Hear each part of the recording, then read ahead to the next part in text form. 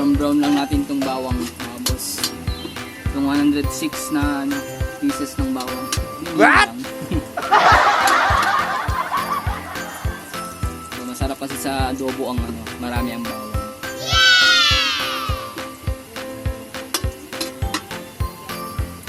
Nangangamoy na mga boss.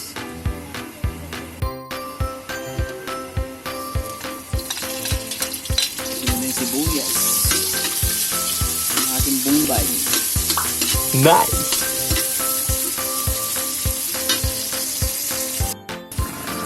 Alright, okay na to mga boss. Lagyan na natin itong baboy.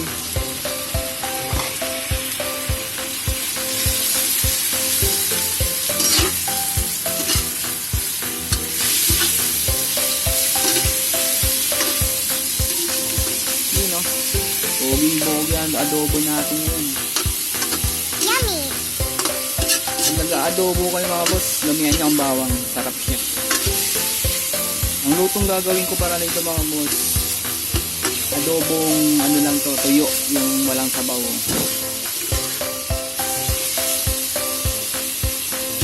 Tapos haluan natin ng legs ng manok. Nakakalabasan nito, pork and chicken adobo. Right. Patuyuin lang natin yan mga boss, hindi sa magmantika. Sabay na natin sa gisa itong paminta mga boss. 56 pieces na paminta. Right. Lagyan na lang natin ng konting asin mga boss para lumasa yung bago. Konting-konti lang. Kasi magtotoyo tayo mamaya. Isang budbud lang yan. 206 pieces na asin. Alright. Lalagyan din natin ng laurel mga boss. 24 pieces. Saan natin haluin yan.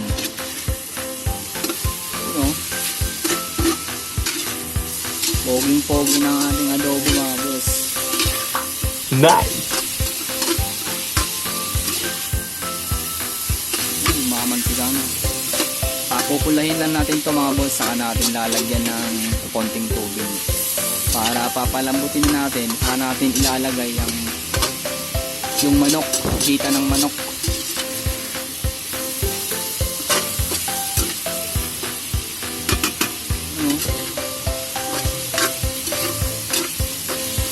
Marunong ang magluto si Boss Joey. Alright.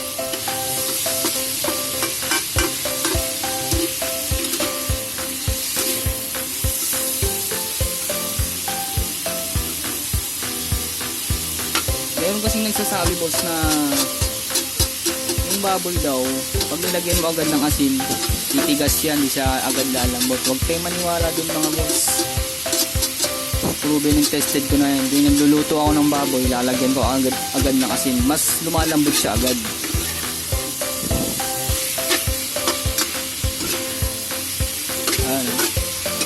Mamantika na siya mga boss. Kita nyo naman yung mantika kaninang nilagay ko, kaunti lang. Nangangamoy na siya. Amoy pa lang, ulam na. Ulam na. Yummy! Right. Kulay na natin mga boss. Alright. Pula-pula na ang ating baboy mga boss. Bagong pogi. Nice! Pwede na tayo maglagay dito ng soy sauce. Toyo mga boss. Tansyahin lang. Right. Suka. Suka ng to mga boss. Ng tubo. Right.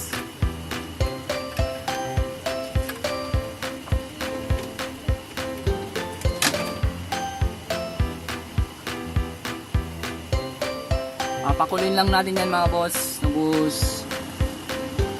lalagyan natin ng sabaw mamaya. Gawin muna natin. Gawin lang natin yan mga boss. Poging-poging adobong baboy natin. Nice! Lalagyan na natin ng sabaw. para papalambutin na natin ang baboy.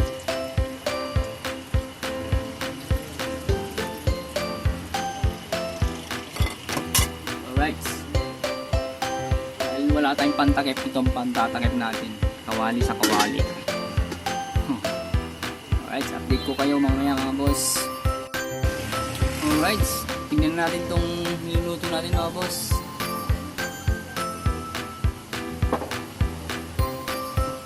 Ayan o, tuyo-tuyo na siya o. Ayan o. Try natin mga boss. Yun o, lambot na siya o. Lambot na mga boss.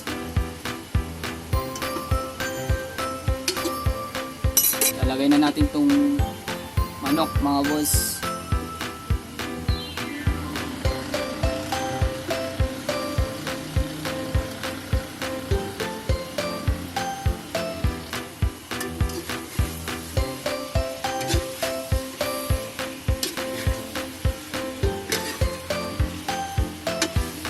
Magdadagdag lang tayo dito konti pa ng tubig para maluto yung ating manok.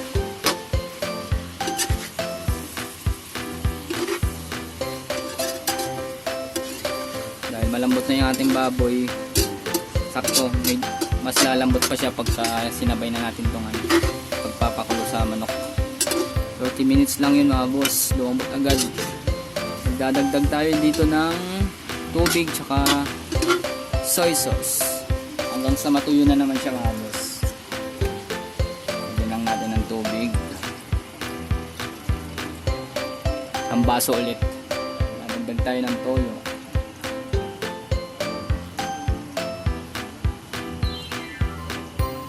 Papatuyuin na natin yan mga boss. Magdadagdag din tayo konting suka. Yun o, poging-pogi na ang ating adobo mga boss. Mas pupogi pa yan pagka naluto na. Nice!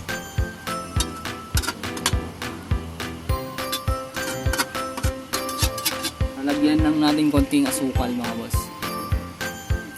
Konting-konti. 206 pieces. Alright, update ko kayo mamaya mga boss. Panulit natin.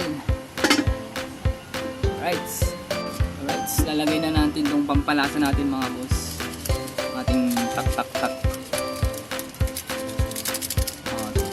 30 pieces lang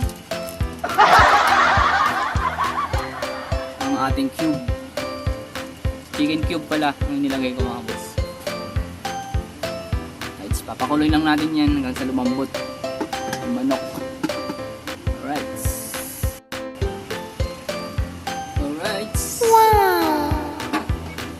Sasabay na natin tong patatas mga boss para sasabay na sa paglambot sa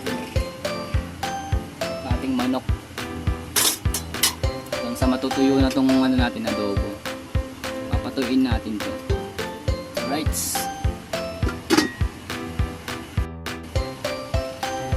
Alright.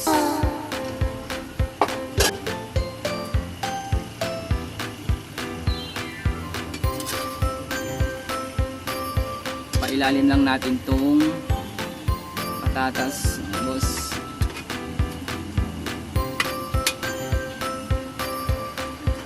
Alright. Alright.